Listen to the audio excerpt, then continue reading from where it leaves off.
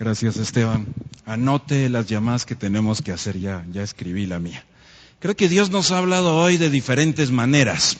Creo que el Señor ha mostrado su fidelidad, su gracia, nos ha hablado hoy y lo hace a través de su palabra también. Así que, ¿están listos para que vayamos a algunos pasajes hoy? ¿Sí? Más o menos, algunos lo están pensando. Fíjense que hoy quisiera tratar de comunicar de manera gráfica lo que vamos a aprender esta mañana o a recordar. Entonces me gustaría hacer un par de pequeños experimentos. No son muy difíciles, pero tengo que pedirles permiso primero. ¿Me dan permiso de que haga un par de pequeños experimentos? ¿Sí? Son pequeños, no son muy difíciles. Muchas gracias. Así que aquí vamos. Vamos a tener que hacer, le voy a llamar por ahora, grupos o equipos, pero todavía no se muevan. De hecho, es para ilustrar lo que vamos a leer hoy. Y va a ser muy sencillo. Yo voy a ver si podemos dividir aquí las aguas en dos. Entonces, Blanqui quedaría de este lado, Noel quedaría de este lado, Tim, Ana María quedan de este lado, Héctor queda de este lado. Entonces, para ilustrarlo bien, les voy a pedir, tal vez, Blanqui le voy a dar permiso que se quede acá, porque ella tiene una silla especial. Pero a los demás, para ilustrarlo, o si quieren, hacemos todo el traslado, vamos a hacer aquí todo un grupo. Entonces, los que quedaron de esta línea imaginaria hacia mi derecha, por favor, trasládense para acá. Ese es el pequeño experimento, no duele mucho. No les va a doler mucho. Y adivinen qué vamos a hacer los que quedaron de la línea imaginaria para acá. Ok, fantástico, hasta allá está Héctor, ok. Ahora sí tenemos dos. Aquí está bien separado el asunto, ¿verdad? Si quiere le invito a unirse allá a un equipo. Ahí estamos, miren, bien separados. Les voy a contar algo, mírenlos bien, a ver, por favor, ustedes mírenlos bien a ellos. Pero no les sonrían mucho, ya les voy a decir por qué. No sean tan amables. A ustedes todavía no les voy a hablar. Esperen un rato. No les sonrían mucho, porque les voy a contar algo. Vamos a meternos en un papel. Vamos a tener que imaginar un poquito algo. Y nos vamos a meter al papel donde todos nosotros de este lado somos judíos. Este es el equipo llamado judíos. Entonces quiero que vayan pensando, porque hay algunas cosas de las que estamos orgullosos, ¿no? Hay algunas cosas de las que nos sentimos muy bien como judíos, ¿cierto? Vayan pensando, ustedes todavía no. No les sonrían tanto, ustedes son muy amables con ellos. No va a funcionar el experimento.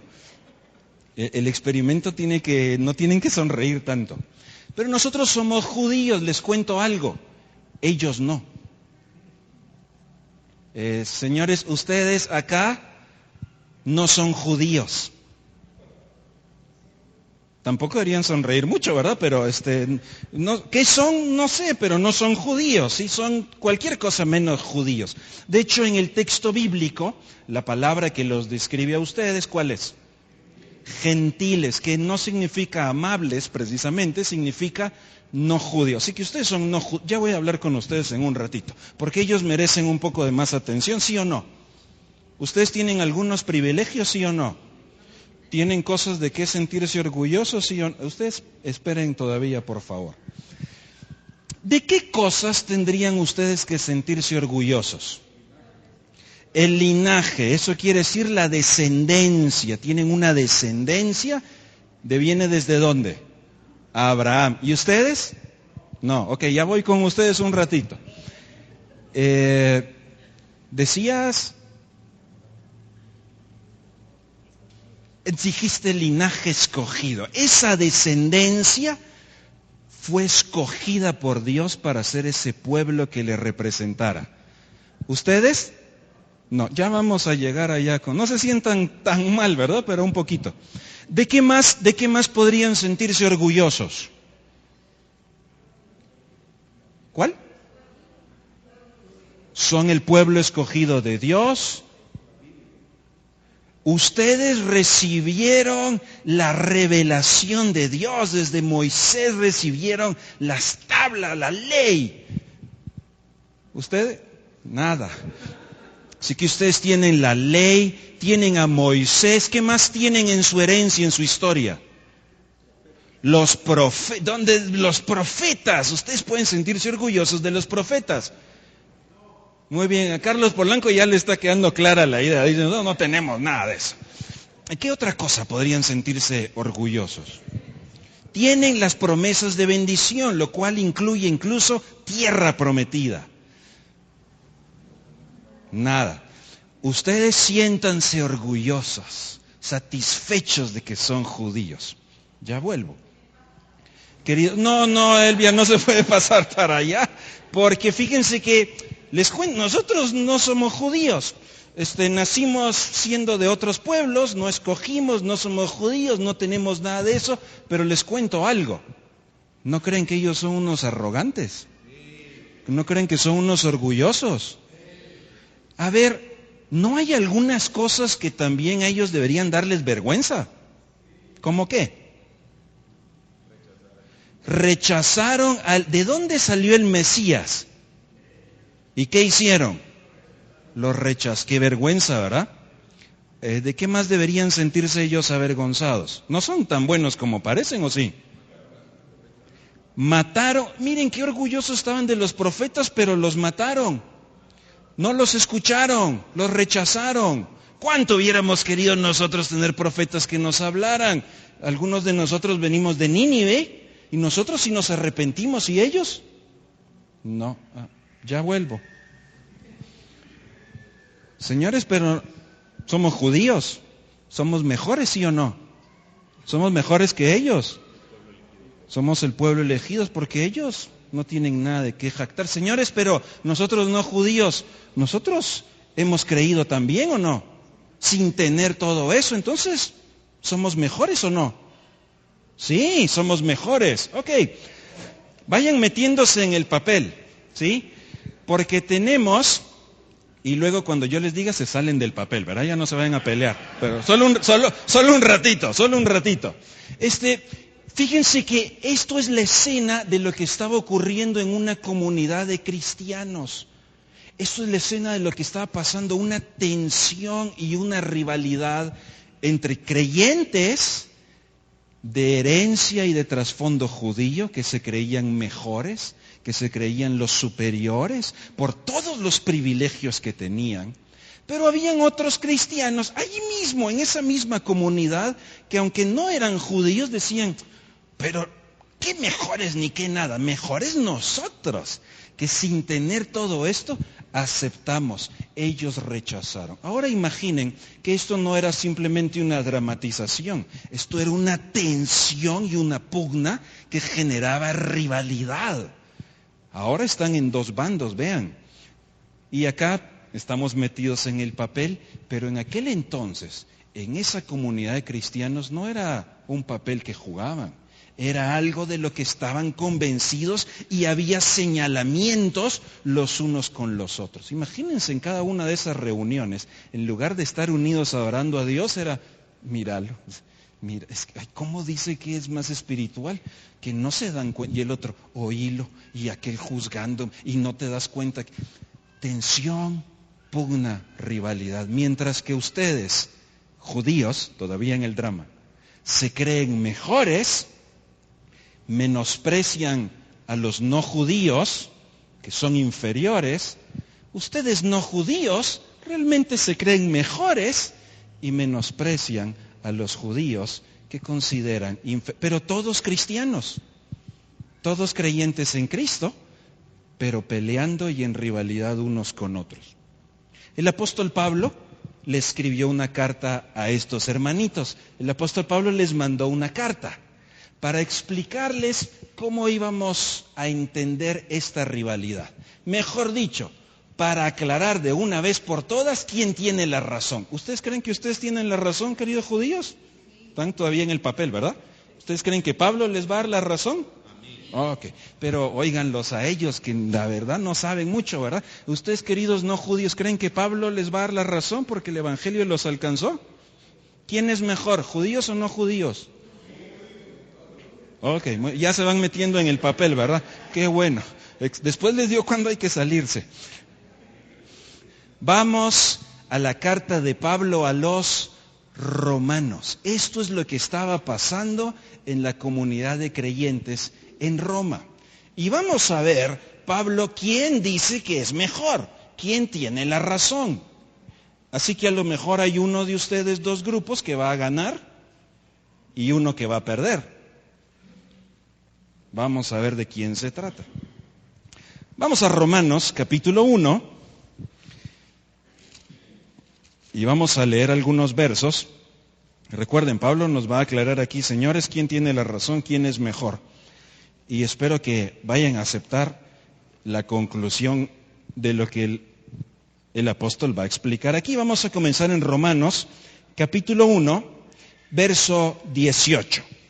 Romanos capítulo 1, verso 18. Porque la ira de Dios se revela desde el cielo contra toda impiedad e injusticia, ¿de quién? De los hombres, los seres humanos, que detienen con injusticia la verdad. Porque lo que de Dios se conoce les es manifiesto, pues Dios se lo manifestó. Porque las cosas invisibles de Él, su eterno poder, versículo 20, y su deidad, se hacen claramente visibles desde la creación del mundo. Es decir, tenemos esa noción del poder de Dios, de su deidad, cuando vemos la creación, todos los seres humanos, siendo entendidas por medio de las cosas hechas, de modo que no tienen excusa. ¿Quién es? El apóstol Pablo está diciendo que la humanidad en general no tiene excusa porque mira la creación. Así que les cuento algo. Parece, al leer ese versículo, que quienes van a estar en problemas, ¿quiénes son? Parece. Sigamos leyendo. Pues, habiendo conocido a Dios, no le glorificaron como a Dios. Entendieron que había un Dios, vieron la creación, no lo glorificaron, ni le dieron gracias, sino que se envanecieron en sus razonamientos y su necio corazón se llenó de tinieblas. Lo primero que el apóstol Pablo está diciendo es que los seres humanos, viendo la creación, debieron haber entendido el poder de Dios, pero su corazón se llenó de tinieblas. ¿De quién está hablando esto? Queridos no judíos, me parece que van a estar en problemas. Me parece, agárrense. Creo que van a estar en problemas porque lo primero que dice el versículo 21 es que desde su corazón lleno de tinieblas rechazaron a Dios. Sigamos leyendo, a lo mejor hay más noticias. Versículo 22, profesando o diciendo ser sabios, se hicieron ¿cómo? Ya vieron que, vean, parece que ustedes tenían razón porque vean que ellos no tenían la ley, pero pudieron entender. Y cambiaron la gloria de Dios incorruptible en semejanza de imagen de hombre corruptible, de aves, de cuadrúpedos, de reptiles. Por lo cual Dios también los entregó a inmundicia en las concupiscencias de sus corazones, de modo que deshonraron entre sí sus propios cuerpos. Queridos no judíos, les cuento que lo que el texto está diciendo es que la humanidad llenó de tinieblas su corazón, rechazó a Dios y usó su cuerpo en rechazo a Dios en su propia voluntad. Así que de ahí venimos nosotros. Parece que no somos mejores. Parece. Sigamos leyendo. Ahora sí pueden sonreír ustedes un poco. Ahora decir, teníamos razón, pero ya vamos a ver. Versículo 28. Y como ellos, noten la frase de Pablo, dice ellos, ¿verdad? La humanidad, los seres humanos, no aprobaron tener en cuenta a Dios. Dios los entregó a una mente reprobada para hacer las cosas que no convienen. Un problema del corazón, un problema del cuerpo, un problema de la mente y falta problema de conducta. Estando atestados de toda injusticia, fornicación, perversidad, avaricia, maldad. Queridos judíos, nosotros no hacemos nada de eso. Los no judíos sí de ahí vienen, de todo esto. Miren qué contaminado. Llenos de envidia, homicidios, contiendas, engaños, malignidades, murmuraciones, detractores. Nosotros no. Nosotros judíos guardamos la ley. Ellos no. Miren de dónde vienen. Injuriosos, altivos, inventores de males, desobedientes a los padres, necios, desleales, sin afecto natural, implacables, sin misericordia, quienes habiendo entendido el juicio de Dios, que los que practican tales cosas son dignos de muerte, no solo las hacen, sino que también se complacen con lo que las practican. Señores, de ahí salimos. Vean todo ese bagaje que tenemos. ¿Ellos de dónde salieron? De las promesas, de los profetas, de la ley, de ser escogidos. Parece que nuestra historia está en nuestra contra. Y toda la humanidad, no judíos, todos los seres humanos, el capítulo que acabamos de leer nos acusa de haber rechazado a Dios. No, queridos no judíos, estamos en problemas delante de Dios. Sonrían ustedes un poquito porque parece que van ganando.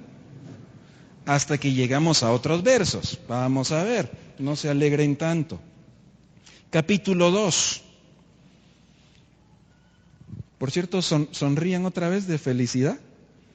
Ajá, ok. Por lo cual, capítulo 2, verso 1. Eres inexcusable, oh hombre, quien quiera que seas tú que juzgas. Fíjense que a lo mejor eso es lo que estaban haciendo con esa sonrisa, ¿verdad? Diciendo que somos mejores y que ellos qué malos son. Quien quiera que seas tú que juzgas, pues en lo que juzgas a otro, ¿qué estábamos haciendo? Te condenas a ti mismo, porque tú que juzgas, haces lo mismo. ¿Cómo que haces? Nosotros no hacemos esas cosas. Nosotros no somos tan malos, somos obedientes de la ley.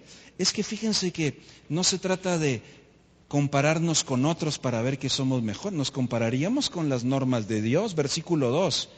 Pero sabemos que el juicio de Dios es contra los que practican tales cosas, es según la verdad. Parece que nosotros, judíos, no estamos tan bien como nosotros, no judíos, porque parece que en nuestro corazón también hay algunas cosas contaminadas. Miren el versículo 3. Y piensas esto, oh hombre, tú que juzgas a los que tal hacen, porque ya quedó claro que lo hacen, y haces lo mismo, que tú escaparás del juicio de Dios. Verso 4. O menosprecias las riquezas de su benignidad, paciencia, longanimidad, ignorando que su benignidad te guía al arrepentimiento. ¿Qué acaso Dios no podría mostrar su bondad para este pueblo no escogido también? ¿Qué acaso Dios no podría ser bueno y paciente para que se arrepientan? ¿Qué acaso Dios no podría escuchar su arrepentimiento? Al juzgarles, estamos diciendo que Dios solo es bueno para nosotros y no para ellos. Por eso Pablo dice que es un desprecio de la bondad de Dios. Miren el verso 5.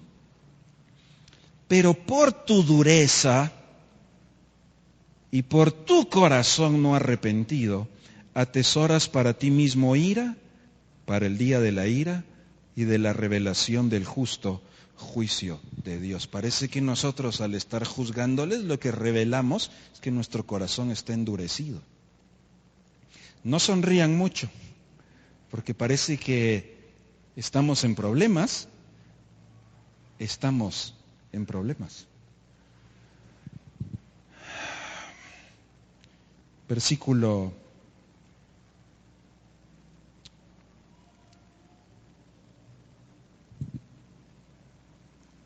'Perdí un verso aquí, perdónenme.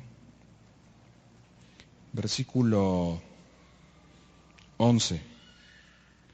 Porque no hay acepción de personas para con Dios. Porque todos los que sin ley han pecado, queridos no judíos, ustedes no tenían la ley, ¿verdad?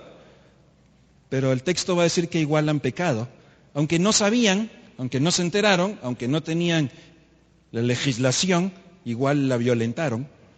Todos los que sin ley han pecado, sin ley también perecerán.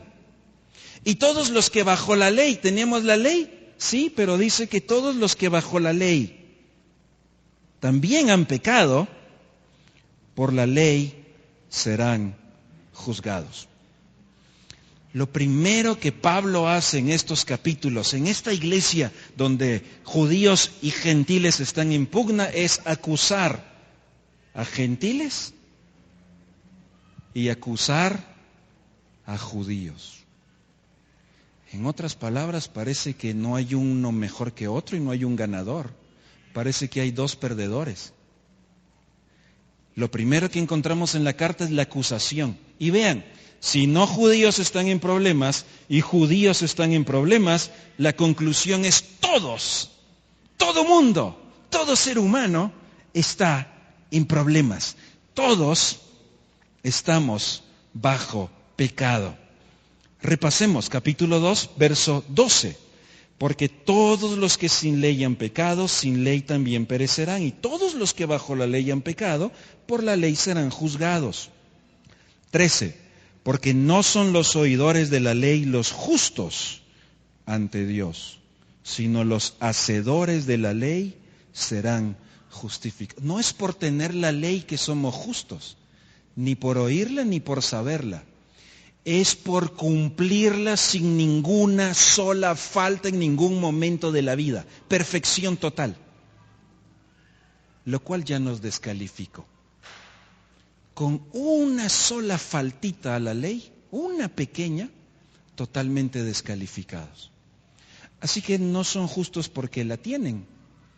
Más bien son condenados porque no la cumplieron a la perfección. Y ustedes no son justos porque no la tienen. Son condenados aún si no la tienen. Estamos igual en problemas delante de Dios. Judíos no son mejores por tener la ley. No judíos no son mejores por no tener la ley. Miren el versículo 23. Porque tú que te jactas de la ley, con infracción de la ley, deshonras a Dios, ya que te crees que la tienes, pero crees que honras a Dios faltando en alguna, ya no lo honras, estás descalificado.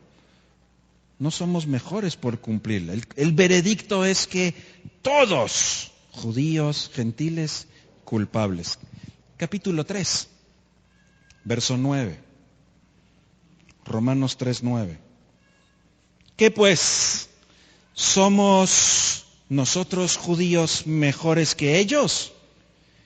En ninguna manera, pues ya hemos acusado a judíos y a gentiles, que todos están bajo pecado. Lo primero que Pablo hace para empezar a reparar el problema en la iglesia es decir, señores, estamos todos igual de mal.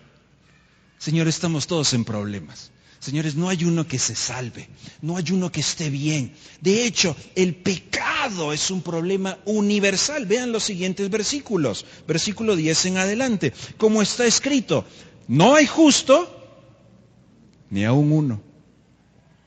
No hay quien entienda. No hay quien busque a Dios. No importa si es judío o no judío. Todos se desviaron, a una se hicieron inútiles, incapaces de agradar a Dios. No hay quien haga lo bueno. No quiere decir que no hace usted cosas buenas, pero no hay nadie que esté en ese estándar de lo bueno de Dios. No hay ni siquiera uno. Es más, con solo las palabras nos condenamos. Sepulcro abierto es su garganta. Con su lengua engañan. Y vean qué figuras tan horrendas. Veneno de áspides, de serpientes, hay debajo de sus labios. Su boca está llena de maldición y de amargura. ¿Sabe? Con una sola vez que nos hayamos quejado por algo, ya está descalificado. Sus pies se apresuran para derramar sangre. Quebranto y desventura hay en sus caminos, no conocieron camino de... ¿No es cierto que a nuestra naturaleza lo primero que le brota en lugar de buscar la paz es la hostilidad? No hay temor de Dios delante de sus ojos. Es un problema universal. Todos estamos condenados. La ley lo que hace es que nos demos cuenta. Verso 19. Sabemos que todo lo que la ley dice, lo dice a los que están bajo la ley, para que toda boca se cierre y todo el mundo quede bajo el juicio de Dios. Ya que por las obras de la ley, porque cumples algo, nunca lo cumpliste todo, ningún ser humano será justificado delante de Dios, porque por medio de la ley es el conocimiento del pecado. Queridos judíos, estamos en problemas.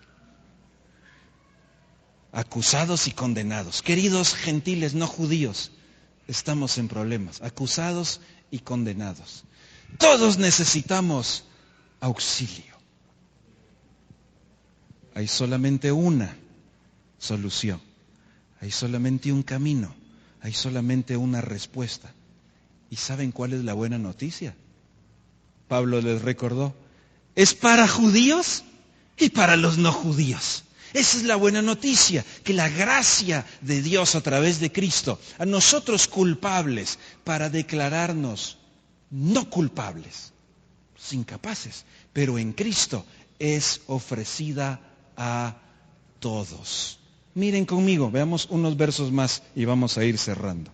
Cristo es nuestra esperanza. Capítulo 3. Verso 21 en adelante. Capítulo 3, verso 21. Pero ahora, aparte de la ley, se ha manifestado la justicia de Dios, testificada por la ley, por cierto, ahí estaba ese testimonio, y por los profetas. La justicia de Dios por medio de la fe en Jesucristo. ¿Para quién?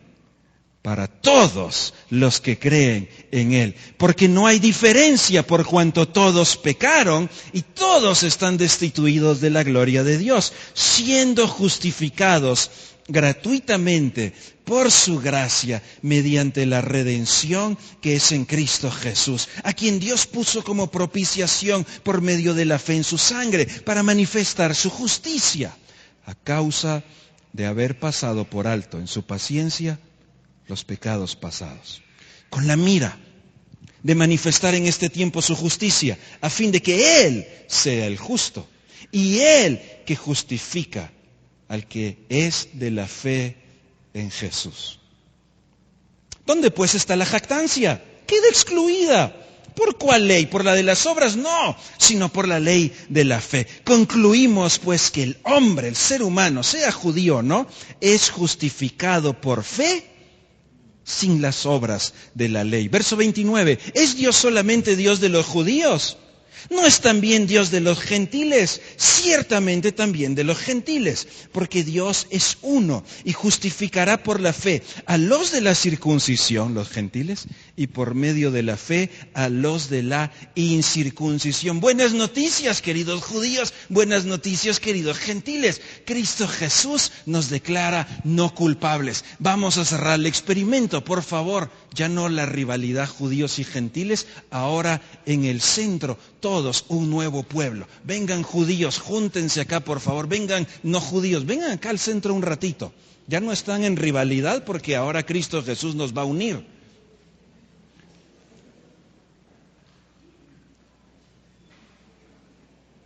La salvación Jesús los alegró, pero cambiarse de lugar no mucho, ¿ah? Ahora imagínense aquellos hermanitos allá en Roma. Qué bueno que podemos estar ahora unidos en un solo pueblo. Un pasaje más y concluyo con las implicaciones. Capítulo 5. Justificados, pues por la fe, tenemos paz. Ya no hay condenación, ahora tenemos paz. Versículo 6 en adelante. Porque Cristo, cuando éramos débiles, a su tiempo murió por los impíos. Ciertamente apenas morirá alguno por un justo. Con todo, pudiera ser que alguno osara morir por el bueno. Mas Dios muestra su amor para con nosotros, en que siendo aún pecadores, Cristo murió por nosotros. Verso 9, pues mucho más, estando ya justificados en su sangre, por él seremos salvos de la ira.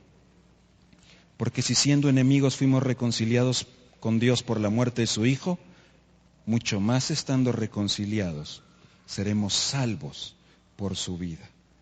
Y no solo esto, sino que también nos gloriamos en Dios por el Señor Jesucristo, por quien hemos recibido ahora la reconciliación. No solo reconciliados con Dios, sino reconciliados unos con otros.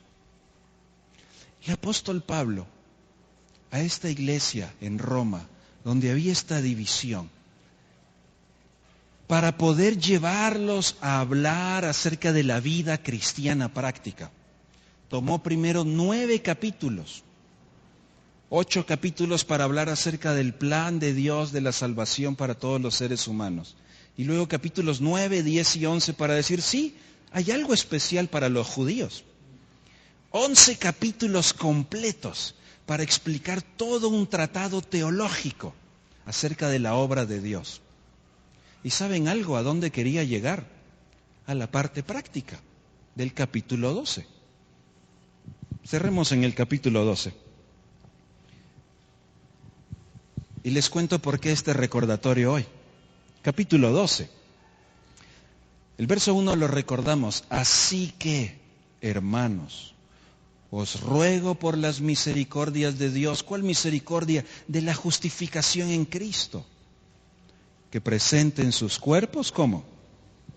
Sacrificio vivo, santo, agradable a Dios. Reina Valera dice que es vuestro culto racional. Lo que quiere decir es tu forma inteligente de adorar a Dios.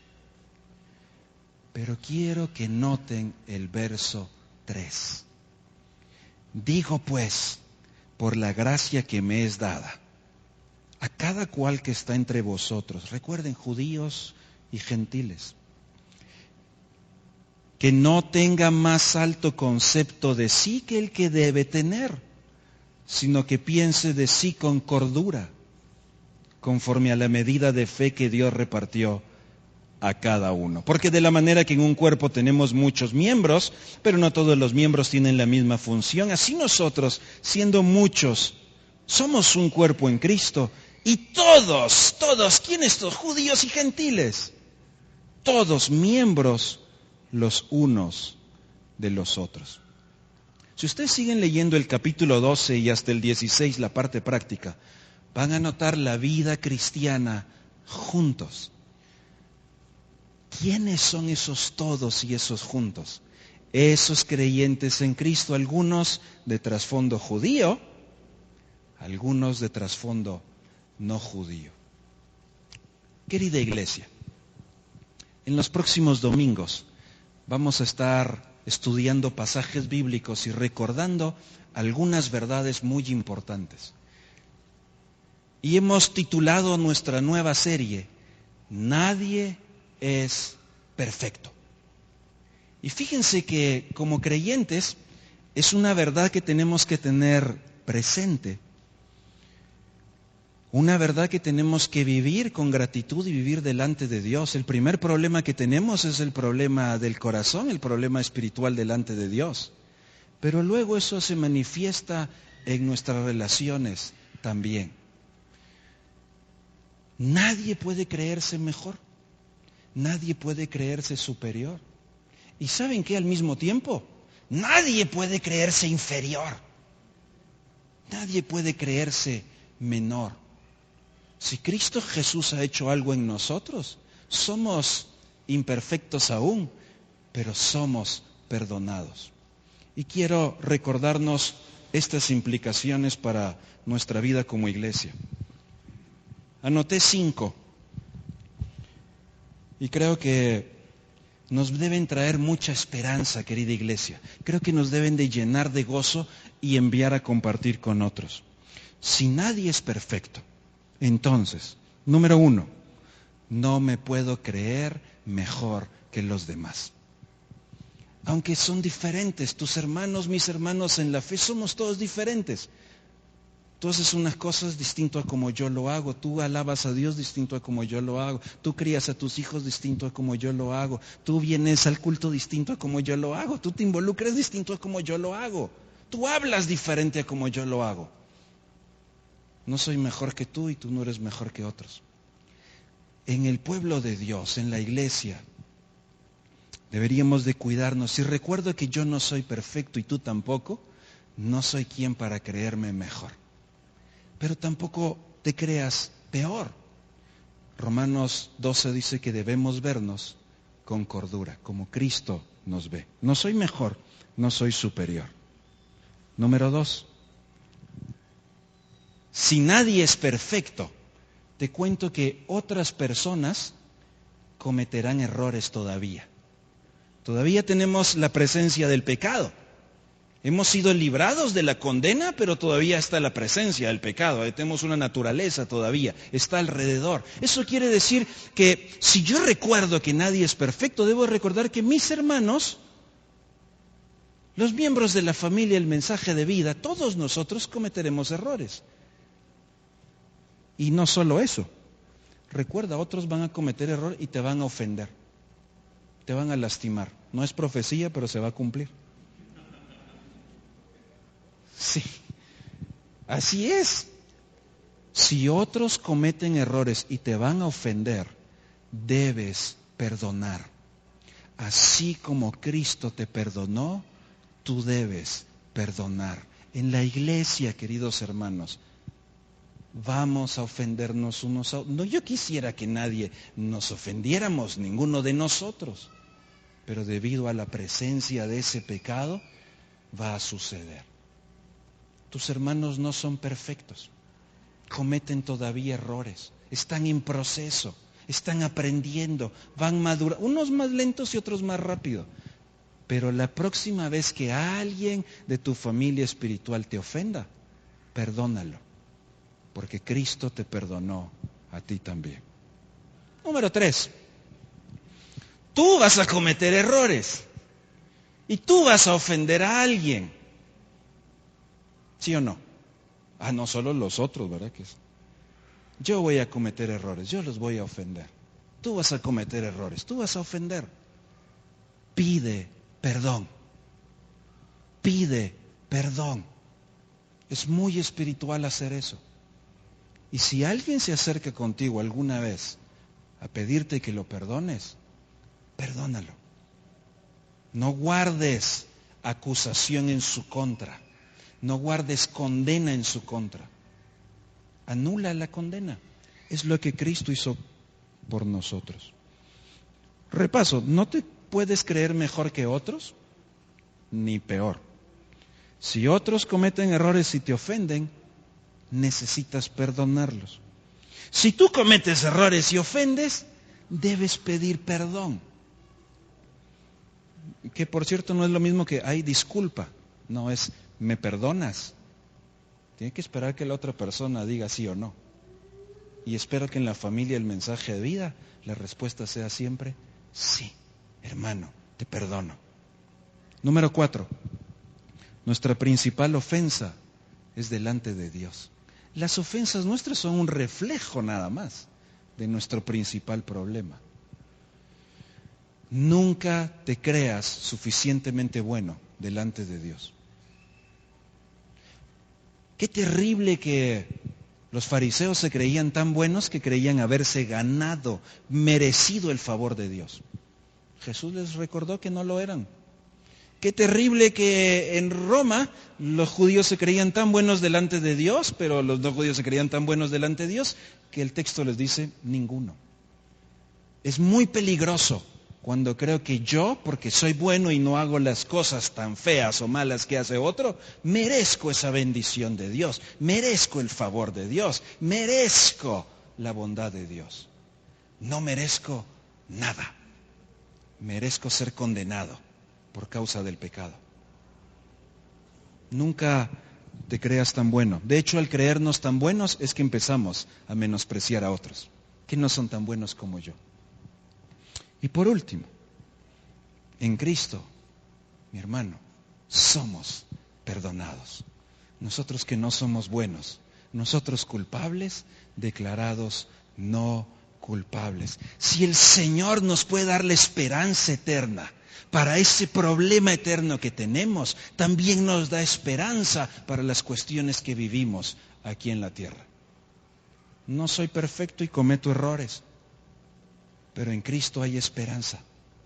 En Cristo hay restauración, en Cristo hay reconciliación.